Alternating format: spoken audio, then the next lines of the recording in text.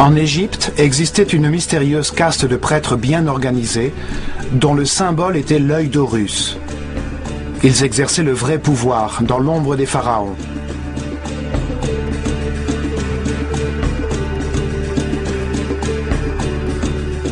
Ils descendaient de prêtres qui avaient survécu au cycle précédent de l'humanité.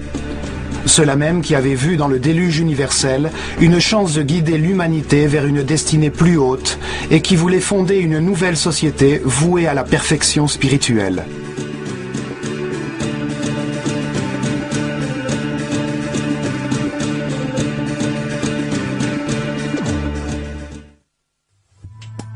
Ils élevèrent la civilisation égyptienne du néant, à partir de leurs temples et de leurs centres religieux.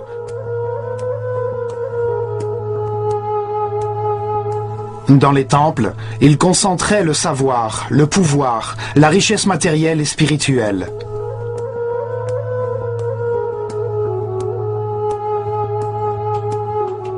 Chaque temple révélait une vérité différente. Le temple d'Osiris, à Abydos, révélait la réincarnation. Le temple de Komombo, la dualité. Le temple de Luxor, le corps humain. Le temple d'Hathor, à Dendera, la gestation. Le temple d'Isis, à Philae, le principe de féminité. Chaque temple développait le concept de processus d'élévation. Le temple d'Horus, à Edfou, révélait l'existence de l'illumination.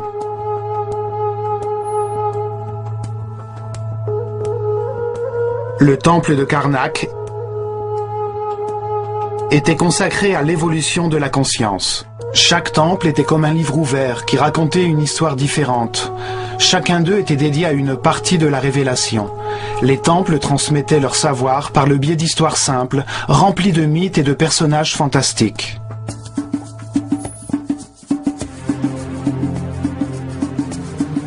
Ils révélaient la vérité par l'intermédiaire de ces histoires fabuleuses. Ces paraboles pleines d'enseignements, des mythes peuplés de personnages symboliques qui expliquent que la vie est partie intégrante du processus de perfectionnement. Chaque personnage représente une force qui façonne le caractère, qui induit un certain type de comportement et qui produit une action vitale menant à la perfection.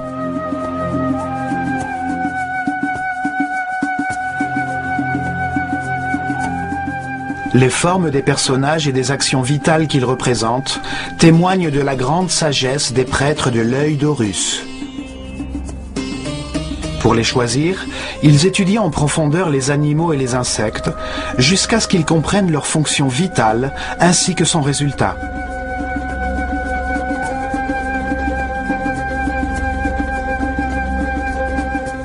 Ensuite, ils choisissaient l'animal qui représentait le mieux une action vitale et lui rajoutaient un corps d'homme dans un dessin très simple. Ainsi, on pouvait comprendre facilement les qualités et les caractéristiques qu'ils évoquaient.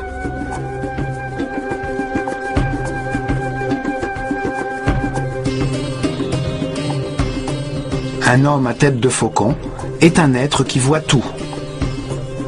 Un oiseau qui vole évoque la liberté et la légèreté de l'esprit.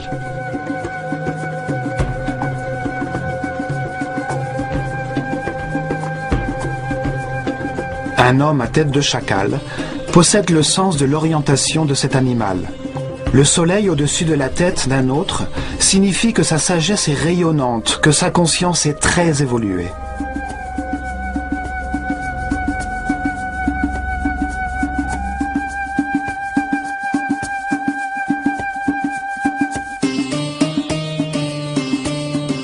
L'un de ces personnages symboliques s'appelait Osiris.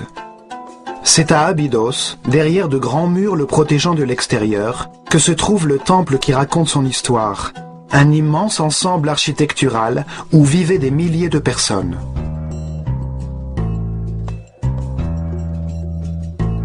Nous verrons dans ce programme ce que ce temple cachait. Abydos se situe à 140 km au nord de Thébas, la dernière capitale de l'Empire égyptien, son dernier centre religieux. Là, vers 1300 avant Jésus-Christ, le pharaon Séti Ier et son fils Ramsès II construisirent un temple dédié à la révélation de l'existence de la réincarnation. Le temple était formé de 2 patios fermés.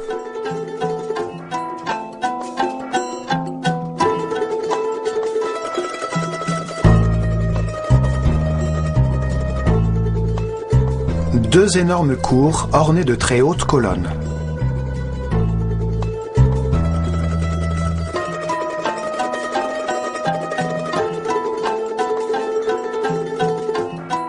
Sept sanctuaires, une suite de chambres et des salles réservées au service.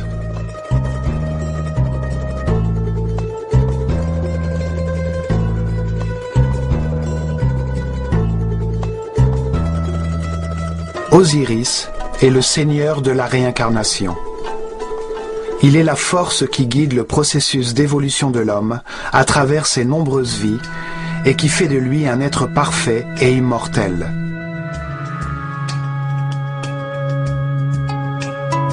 Dans ce temple, les prêtres de l'œil d'Horus enseignaient que la réincarnation est un processus d'évolution voulu par Dieu afin que l'homme puisse comprendre le sens de l'univers.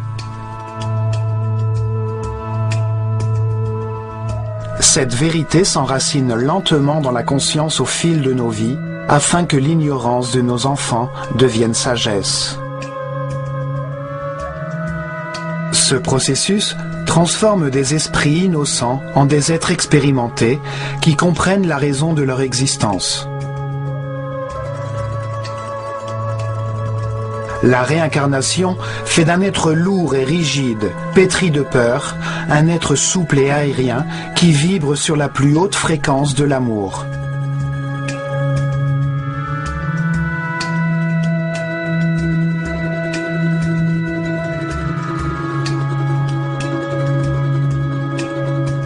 Petit à petit, la succession des vies permet à l'homme animal de devenir un être sage et respectueux qui est assez responsable pour maîtriser d'immenses pouvoirs, un surhomme.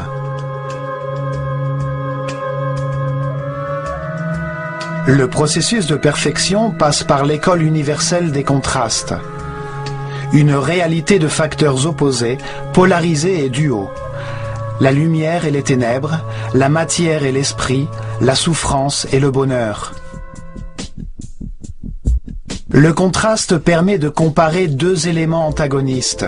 Parce que 2 situations sont opposées, on peut les différencier et comprendre laquelle est la bonne, laquelle mène à la perfection spirituelle, la paix et l'harmonie. Cette porte s'ouvrait seulement 4 fois par an. 4 jours d'importance durant lesquels une société guidée et réglée par les étoiles montrait à travers son architecture sa connaissance des mouvements du soleil. Ces jours d'équinoxe et de solstice définissent les cycles climatiques sur la Terre. Les 4 coins du soleil montrent les changements de saison, la crue du Nil, les périodes de semences et de récolte. Le premier rayon du soleil entrait par la porte du temple, illuminant la barque dorée à l'intérieur du sanctuaire d'Amon-Ra.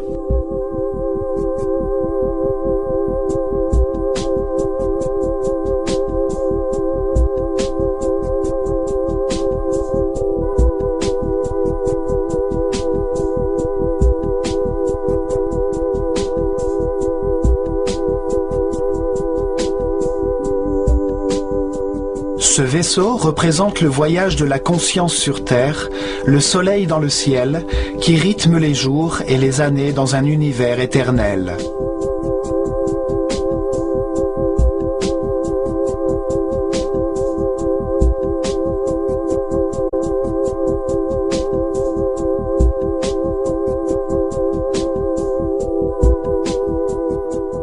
Le peuple pouvait seulement entrer dans ces patios pour assister aux cérémonies qui se déroulaient au crépuscule et à l'aube, les jours de solstice et d'équinoxe, comme dans tous les temples d'Égypte. Le premier hall contenait des informations sur le temps et l'espace, les cycles zodiacaux qui ponctuent l'histoire, rythment les périodes fastes ou difficiles et engendrent les alternances nécessaires dans cet univers de contraste.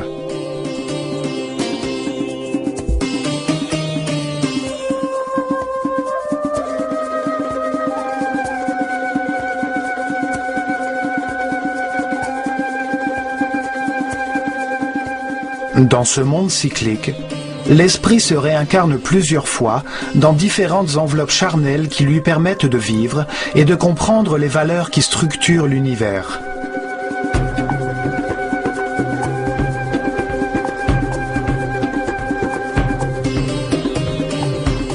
Dans chaque vie, il change de personnalité, de famille, de lieu et d'époque afin de connaître différentes destinées. Cet esprit brillant peut décider de ses actes dans toutes les situations qu'il est amené à connaître et analyser les résultats de sa conduite. C'est ainsi qu'il évolue, en prenant des millions de décisions et en jaugeant les résultats qu'il obtient. Curieusement, une de leurs gravures présente des symboles très étranges qui attirent l'attention en raison de leur ressemblance avec des hélicoptères ou des objets volants.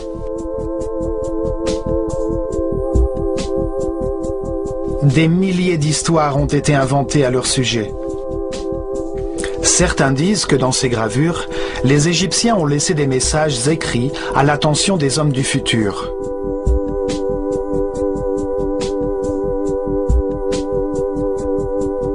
Que lorsque ces symboles seront compris par ceux qui visitent ce temple, cela marquera le début de la nouvelle ère du Verseau. L'humanité vivra alors la fin d'un cycle et connaîtra un changement transcendantal. 36 colonnes supportent le haut toit de la salle voisine, dédiée à l'ordre universel, devant les 7 chapelles qui forment le temple.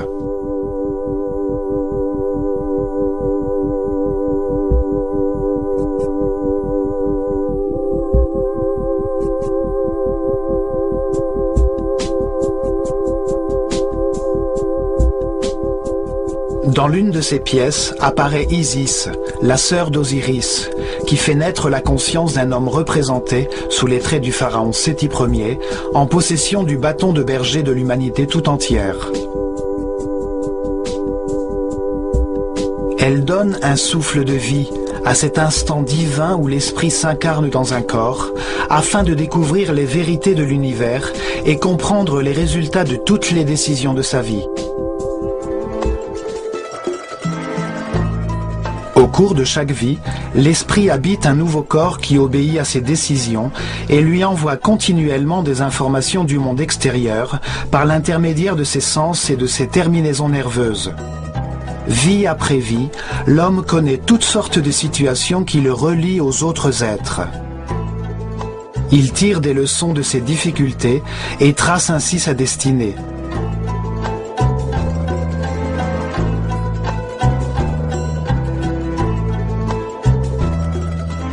Petit à petit, la réincarnation rend l'homme plus tolérant. Il apprend à respecter les autres, à les accepter tels qu'ils sont, à s'adapter, car il comprend que tout le monde a une mission. Il évolue et il comprend que tout ce qu'il vit est utile à son apprentissage, qu'il possède tout ce dont il a besoin, que tout ce qui lui arrive est parfait, que les contrastes sont faits pour comprendre l'univers, et alors sa confiance en Dieu grandit.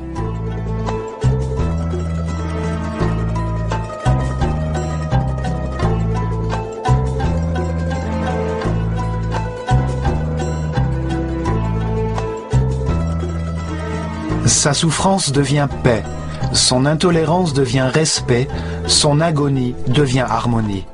Il trouve le bonheur et, ce faisant, il élève son énergie vitale, il accède à de nouveaux sens et à de nouveaux pouvoirs. Il devient un être invulnérable.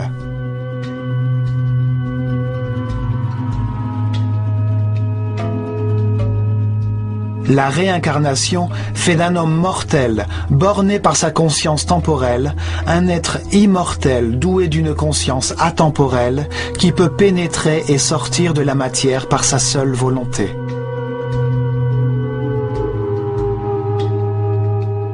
On vit plus d'une fois. La mort n'est qu'une porte vers d'autres circonstances de vie, vers une autre destinée. Chaque vie est une nouvelle leçon, une nouvelle étape dans le processus de perfection qui permet d'atteindre tôt ou tard l'immortalité par le respect et la paix intérieure. Les Égyptiens révélèrent que chaque esprit suit ce processus de perfection pendant un cycle cosmique, ce qui correspond à une rotation du système solaire autour du centre de la galaxie. Durant cette période de 25 920 années, la planète Terre traverse les 12 constellations, les étoiles qui forment les 12 signes zodiacaux dans le ciel.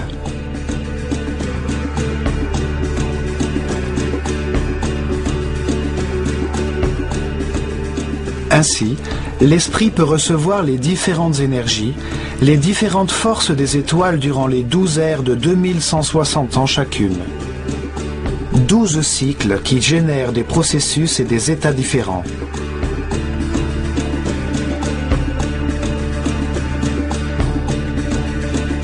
Durant ce cycle cosmique, l'esprit se réincarne 700 fois dans des corps, des lieux, des époques, des circonstances, des conditions et des personnalités différentes. Au cours de ces vies, il s'élève du 1er au 7e niveau de conscience.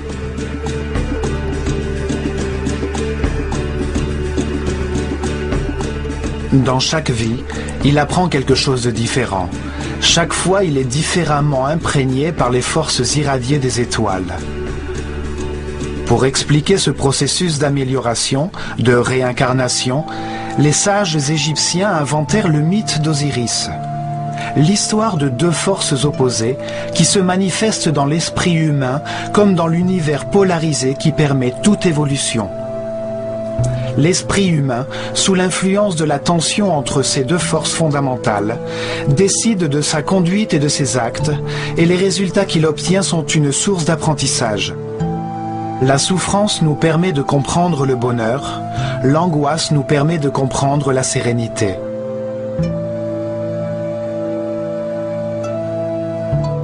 Le mythe raconte l'histoire de deux personnages fantastiques, de deux frères, qui forment naturellement une paire. De ce fait, ils représentent deux forces opposées, la lumière et les ténèbres.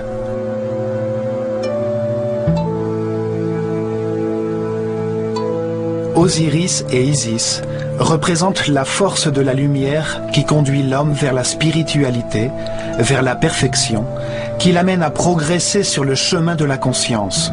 Ils sont les moteurs de la réincarnation. Seth et Nephthys représentent la force des ténèbres, qui ramène l'homme vers la matérialité, vers les plaisirs sensoriels, vers la densité de l'inconscience, vers l'immobilité de l'ignorance.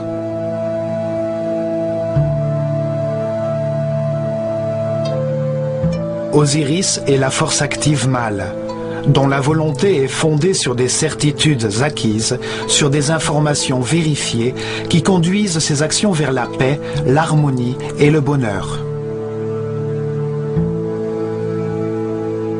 Symboliquement, Osiris est représenté par un homme enveloppé dans des bandages, l'esprit enveloppé par un corps. Il a une couronne blanche qui symbolise la conscience qui se forme dans son esprit, sertie de deux plumes, les deux pôles de l'univers, la dualité contradictoire qui nous permet de trouver la vérité par l'exercice de la comparaison.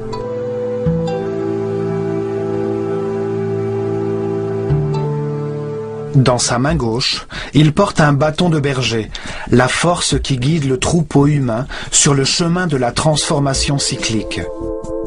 Dans sa main droite, il porte le fléau qui lui permet de séparer les bons des mauvais grains. Comme chaque décision, chaque récolte peut être mauvaise. En séparant les bons des mauvais grains, Osiris permet l'acquisition de la conscience qui permet de comprendre et d'atteindre la perfection. 7 représente le poids de l'animalité originelle qui retarde la spiritualisation de la matière. Sa volonté vise l'accomplissement des plaisirs égoïstes, même si elle doit pour cela répandre le chaos et faire souffrir les autres. Il est dominé par ses instincts. Dans cette confrontation, ces deux forces actives et masculines sont secondées par les forces féminines et passives de leur partenaire naturel. Isis insuffle dans le monde intérieur des émotions supérieures, des intuitions. Elle reçoit l'inspiration et produit des idées dans sa quête de l'adoration de Dieu, de l'extase.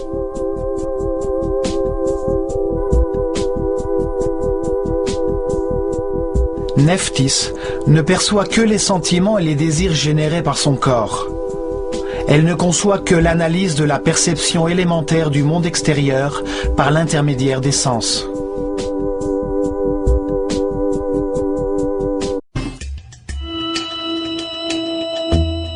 Au fond du salon de l'ordre universel se trouvent 7 sanctuaires qui constituent le centre du temple. Ils expliquent les phases de la Genèse, le commencement de la pensée humaine en accord avec les principes divins, les forces qui conduisent le processus d'amélioration. Le premier sanctuaire est dédié à Thoth et à la naissance du pharaon Séti Ier, qui représente la naissance de la conscience humaine dans l'univers.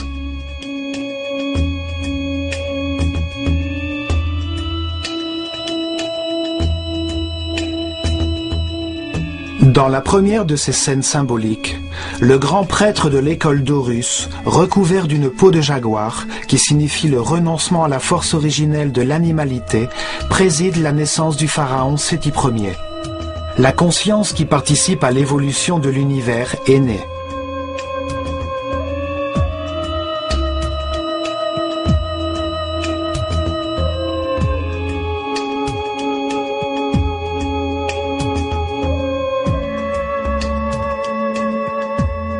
Thoth, un homme à la tête d'Ibis, symbolise le verbe divin qui donne un nom à toute chose.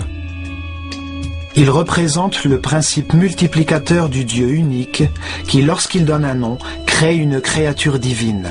Thoth porte le livre de la destinée où il inscrit les évolutions de chaque esprit, les noms et les formes, les différentes personnalités dans la chaîne de réincarnation qui le mène vers l'immortalité.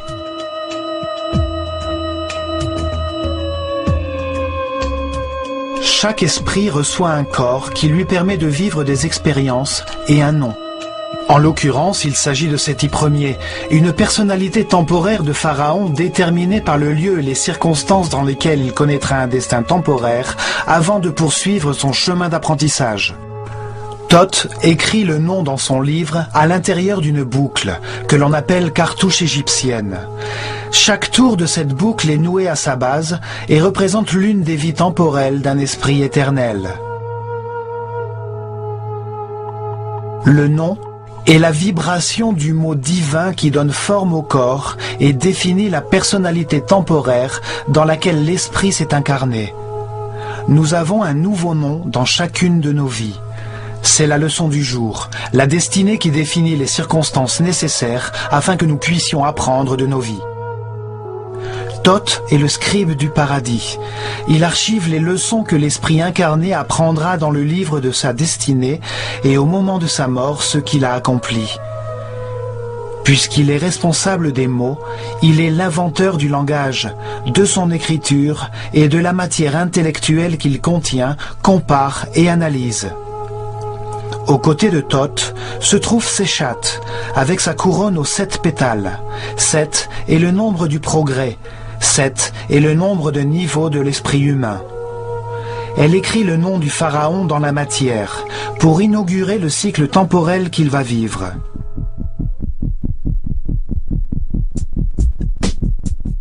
Une partie du mythe d'Osiris est appelée le procès du mort. Il se déroule au moment où l'esprit de l'homme mort arrive à Duat. Un monde au-delà du monde physique, pour être confronté aux forces qui guident son esprit dans cet univers de contradictions qui constitue la vie terrestre. À Duat, il passe sa vie en revue. Il évalue ce qu'il a accompli et ce qu'il a compris sur l'univers. Ainsi, il élève le niveau de sa conscience atemporelle avant de se réincarner, avant de poursuivre son processus d'amélioration. Anubis, un homme à tête de chacal, guide l'esprit de l'homme mort dans ce monde immatériel. Le chacal est le symbole de la force directrice. Les Égyptiens, lorsqu'ils se perdaient dans le désert, retrouvaient le chemin de la civilisation en suivant les traces de ses pas.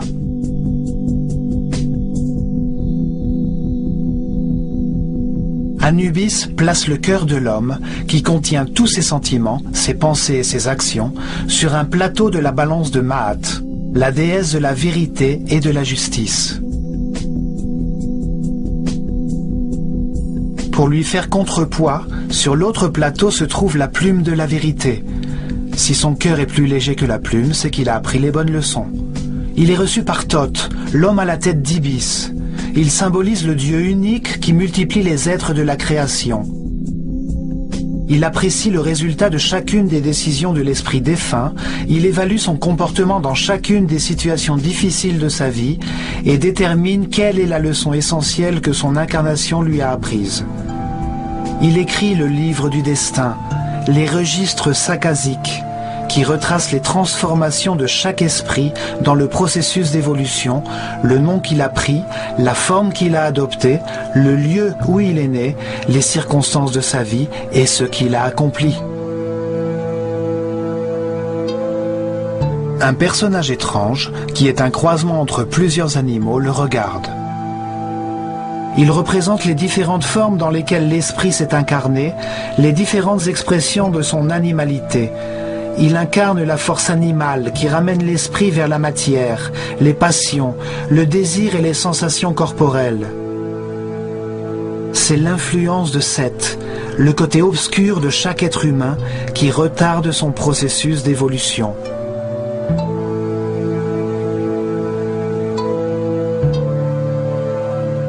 L'esprit retient dans son moi éternel les expériences de sa vie temporelle avant que Thoth ne lui assigne un nouveau destin. Une nouvelle leçon à apprendre, une nouvelle vie à vivre. Il est guidé par Horus, la lumière de sa propre conscience. Horus l'attend, prêt à le recevoir au moment de sa libération finale, lorsqu'il aura achevé son cycle de réincarnation et qu'il aura tout appris. Il lui dit d'entrer dans le sanctuaire de son nouveau corps, là où sont les nouvelles forces qui dirigeront sa conscience. Tout en haut se trouve Osiris, la force qui donne vie au processus d'élévation vers la spiritualité et le renoncement aux passions animales.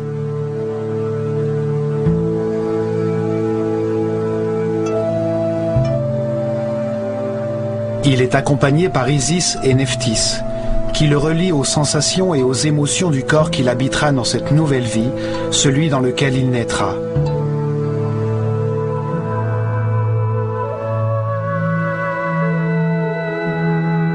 Les trois autres sanctuaires sont dédiés au seul et unique Dieu vénéré par les Égyptiens, celui qui est partout. Mais il est représenté en trois phases différentes, trois différentes postures du même Dieu. L'Égypte est le pays du Dieu unique. Elle l'a toujours été. Mais pour les Égyptiens, ce Dieu unique, cette conscience absolue et indivisible, se manifeste dans l'univers à trois moments différents de la Genèse. Les prêtres utilisaient trois noms différents pour symboliser ces trois phases de la création, afin de faciliter la compréhension de l'œuvre de Dieu. Dans la première phase de la création, avant la manifestation de l'univers, existait seulement le Dieu absolu, l'unité originelle qu'ils appelaient Atum-Ra.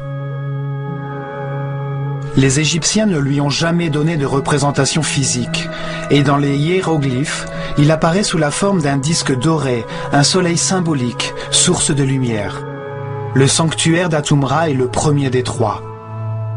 Atum-Ra est le Dieu absolu qui ne s'est pas encore manifesté dans l'univers, l'unité, la substance homogène originelle, le chaos qui contient virtuellement tout, le néant, le grand principe, la profondeur des profondeurs. C'est l'esprit divin, éternel, immuable, qui sait tout et qui est partout. Le second sanctuaire est dédié au Ptah.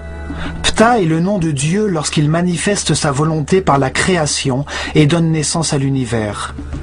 Dans cette deuxième phase, Dieu met en mouvement sa volonté, son énergie divine, pour donner vie à l'univers et créer la matière. Le Dieu créateur de l'univers était appelé Ptah-Ra. Il est représenté dans les Écritures saintes par un homme enveloppé dans des bandages et qui tient un bâton formé de 3 symboles. L'Ankh, ou symbole de l'énergie vitale créatrice, qui se manifeste sous forme de vie dans les pulsations de notre système vasculaire et qui est la force divine, source de toute vie. Le Was, qui représente l'artère principale. Il symbolise le canal par lequel l'énergie circule dans tout le corps. Il a également la forme d'un bâton, comme celui que les Égyptiens utilisaient dans les champs pour chasser les serpents. Il contrôle le courant vital, le serpent énergétique, le Kundalini, qui monte le long de la colonne vertébrale. Le Djed, quant à lui, symbolise l'essieu de la croissance et du développement de tout être vivant, l'épine dorsale qui structure tous les êtres et qui façonne leurs différents corps.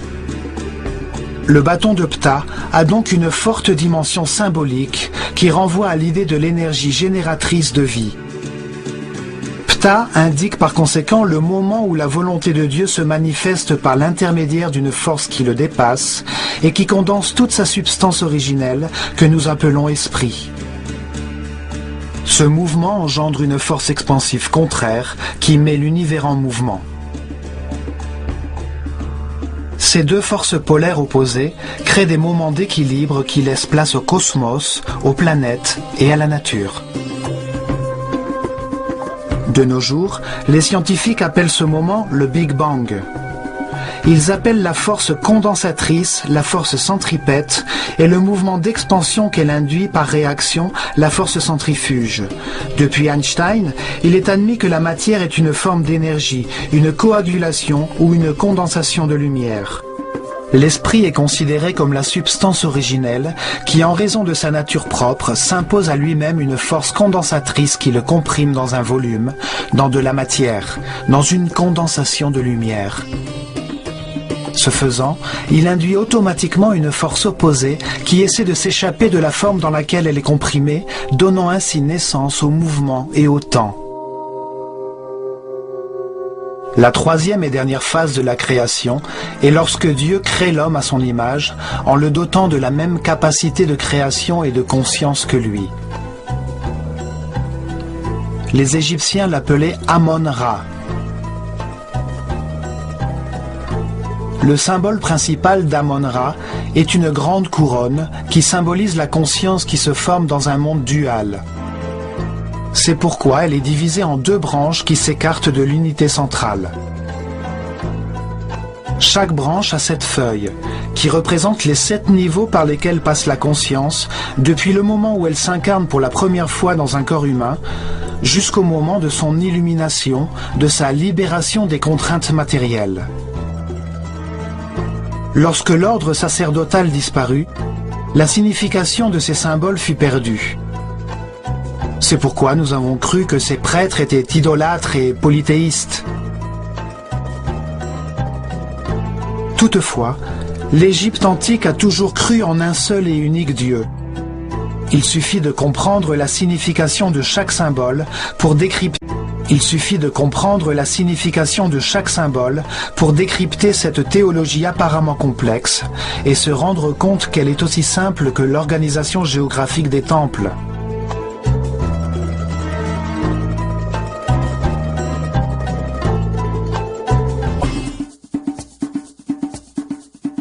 Dans le temple d'Osiris, à Abydos, le Dieu unique des différentes phases de la création possède son propre sanctuaire. Le dernier sanctuaire est celui d'Amon. Il représente le moment où, au-dessus de l'univers, Dieu crée l'homme à son image, dans le but qu'il prenne conscience de lui-même. Le sanctuaire se trouve dans la chapelle centrale du temple, ce qui donne toute son importance au surgissement de la conscience dans l'univers.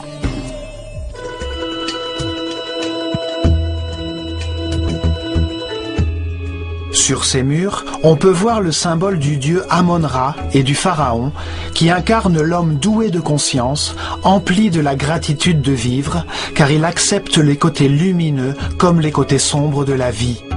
Il accepte le plaisir comme la douleur et conçoit son existence comme un processus d'amélioration. Amon-Ra symbolise également la multiplication de la conscience.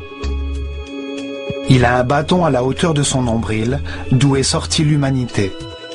Il porte toujours un symbole sacré avec lui, la clé de la vie, l'Ankh, ou le canal de l'énergie, le Was. L'univers et son essence, l'homme, évoluent vers la conscience absolue. La destinée divine de l'homme est d'atteindre l'étape suivante dans son évolution pour arriver à un degré de spiritualité qui dépasse la raison. Le pharaon enveloppe Amon-Ra d'une cape transparente. Ce geste symbolise la manière dont l'homme donne une forme à Dieu, comment il le représente dans son esprit et comprend les raisons de son existence. Il pointe du doigt le troisième œil, qui est considéré par de nombreuses religions et de nombreux cultes comme la porte vers un autre monde. Amon-Ra reçoit une tasse en forme de cœur qui contient tout l'amour et la sagesse accumulés au cours de l'évolution humaine.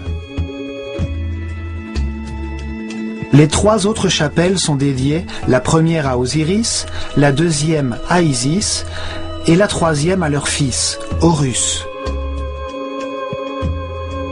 Dans la création bipolaire reflétée par l'opposition entre la lumière et les ténèbres, Osiris et Isis représentent la lumière, la progression de la conscience, à travers les cycles de la vie, la mort et le renouvellement. Le pôle opposé est représenté par Seth, la force des ténèbres qui rattache l'homme à la matière condensée, aux passions animales.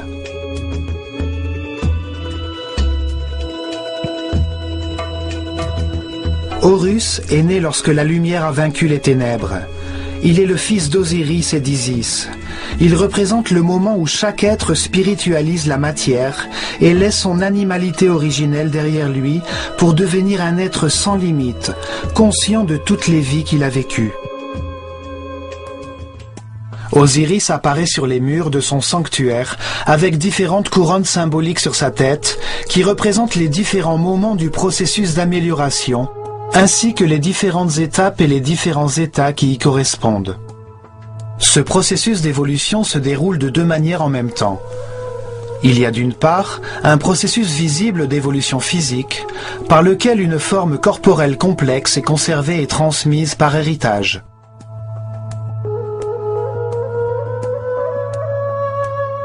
Il y a d'autre part un processus invisible d'évolution de l'esprit à travers la réincarnation vers des niveaux de conscience plus élevés jusqu'au moment où Horus naît à l'intérieur de chaque homme. Par ce processus de transformation de soi, l'homme renonce à son animalité originelle qui n'est plus que le poids mort de sa subconscience corporelle. Alors la lumière de la conscience illumine tout ce qui existe. Dans le sanctuaire d'Isis, on expliquait aux disciples l'existence d'un principe féminin qui était source de lumière. Son nom signifiait trône.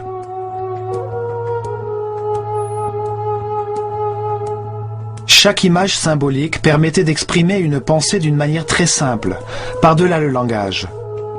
D'après la philosophie ésotérique, chaque symbole a 7 clés. Isis est symbolisée par une femme qui a un vautour au-dessus de sa tête, sur laquelle sont placées des cornes de vache entourant un disque d'or. Osiris et Isis représentent deux forces jumelles qui permettent l'évolution de la conscience par la spiritualisation de la matière. Dans leur histoire mythique, ils sont à la fois frères et sœurs et mari et femme.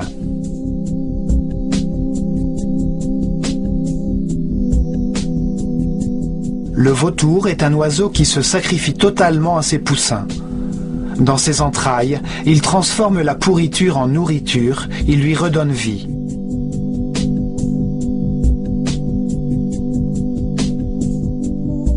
La vache évoque la nutrition. Ses cornes ont la forme de la lune, la mère de tous les cycles. Elles entourent le disque d'or, la lumière du soleil, source de la vie, la lumière de la conscience.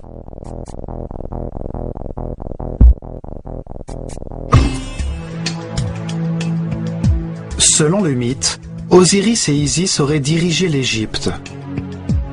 Ils auraient façonné les lois qui modelaient la civilisation égyptienne, enseigné le respect et montré le chemin de Dieu.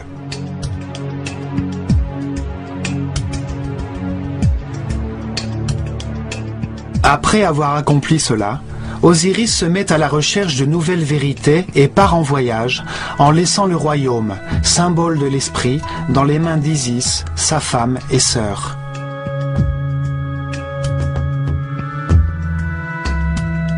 Mais Seth, son frère, l'obscure force animale, veut s'emparer du royaume, de l'esprit des hommes et d'Isis, dont il est follement amoureux. Lorsqu'Osiris revient, Seth, qui a comploté avec 72 autres nobles, l'invite à un banquet durant lequel il apporte un superbe coffre en bois construit aux dimensions exactes d'Osiris. Il déclare alors qu'il offrira à celui qui pourra entrer dedans.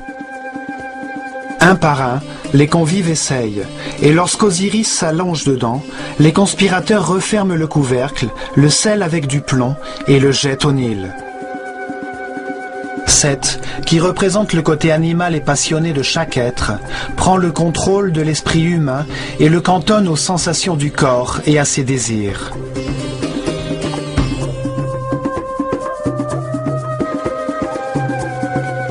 Les conspirateurs symbolisent les réincarnations que doit vivre la conscience, enfermée dans le corps comme dans un coffre, durant un cycle cosmique, avant de transformer la matière en esprit.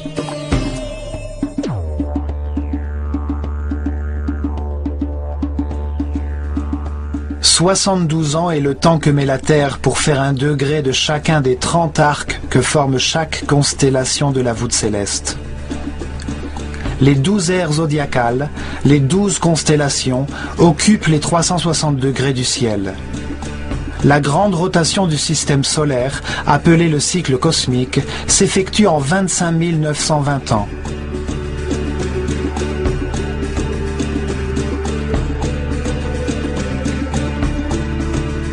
Selon la légende, le coffre contenant Osiris échoua sur la côte du Liban, s'accrocha aux branches d'un tamarix et fut transformé en un bel arbre avec le corps d'Osiris à l'intérieur.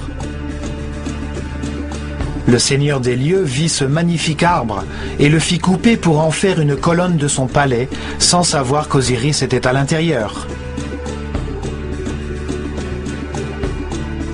Après bien des aventures, Isis retrouva le corps de son mari et le ramena en Égypte.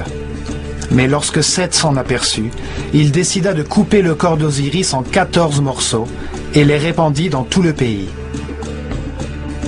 Cependant, Isis voyagea à travers l'Égypte et réussit à récupérer un à un 13 morceaux. Seul lui manqua le bâton d'Osiris qui, selon la légende, fut mangé par un poisson de la rivière. Cette anecdote symbolise le renoncement à la sexualité et à l'animalité originelle.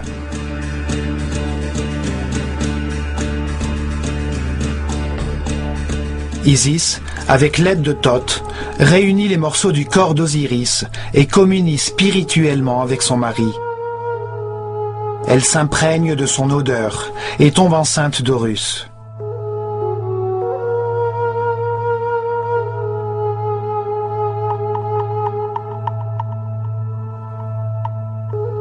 Horus représente l'illumination qui se produit quand le cycle des réincarnations s'arrête, car l'esprit a atteint un niveau de sagesse suffisant pour ne plus jamais perdre la conscience de ses vies antérieures.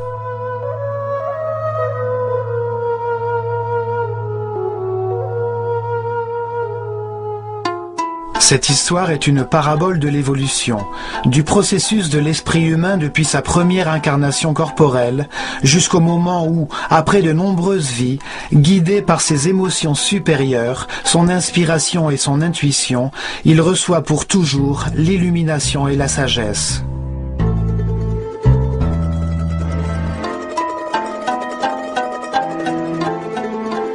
Le dernier sanctuaire du temple est celui d'Horus, la porte qui s'ouvre vers les étoiles.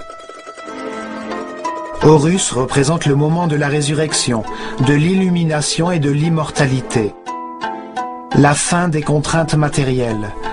Le moment à partir duquel l'homme a éternellement conscience de toutes les vies qu'il a vécues.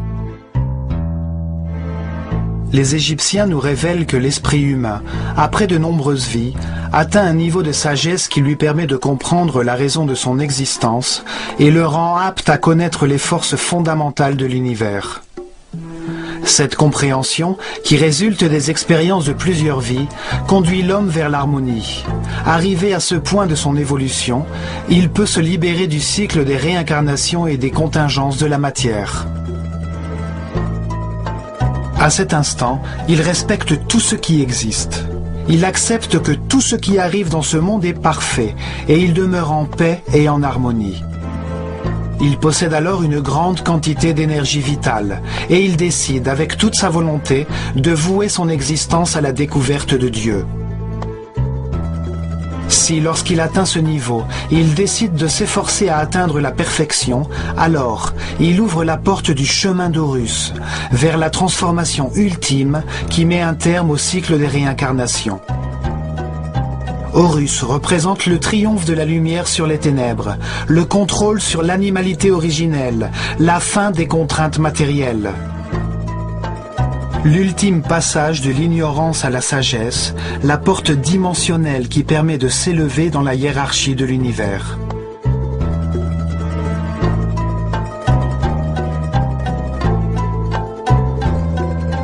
Horus est symbolisé par un faucon doré qui voit tout et vole librement, tel l'esprit, au-dessus des contingences matérielles. Tous les hommes avancent et se réincarnent, guidés par la force d'Osiris.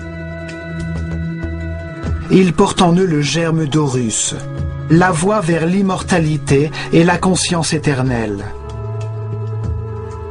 Nous ne pouvons y parvenir qu'en apprenant à nous adapter, en apprenant à apprécier ce que nous avons, à accepter les circonstances et les personnes qui nous entourent, et en apprenant à nous sentir reconnaissants d'être en vie, de pouvoir prendre conscience que nous avons été créés pour aimer.